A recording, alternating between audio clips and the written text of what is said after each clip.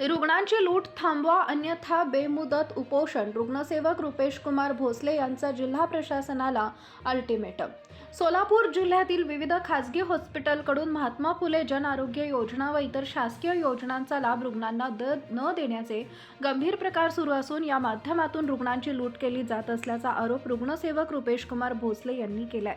त्यांनी जिल्हाधिकारी यांना दिलेल्या निवेदनात अशा हॉस्पिटलची चौकशी करून दोषींवर कारवाई करण्याची मागणी केली आहे. भोसले यांनी स्पष्ट इशारा दिलाय की जर पुढील 8 दिवसात चौकशी करून कारवाई केली नाही तर मी जिल्हाधिकारी कार्यालयासमोर बेमुदत उपोषण व धरणे आंदोलन सुरू करणार आहे. रुग्ण व त्यांच्या नातेवाईकांना न्याय मिळेपर्यंत आंदोलन सुरू राहील. माझा प्राण गेला तरी चालेल पण अन्यायाविरुद्ध लढा थांबणार नाही. त्यांनी सांगितले की महात्मा फुले जन आरोग्य योजना रुग्णांच्या उपचारासाठी आहे, पण अनेक हॉस्पिटल्सने ही योजना लागू असूनही रुग्णांकडून थेट रोख पैसे वसूल करतात. योजनांचा लाभ न देण्यासाठी खोटी माहिती देणे किंवा उपचार नाकारणे हे प्रकार चिंताजनक आहेत. प्रशासनाने याची दखल घ्यावी. या इशाऱ्यामुळे जिल्हा प्रशासनानं व आरोग्य विभागासमोर आता तातडीनं कारवाई करण्याचं आवाहन निर्माण झालंय.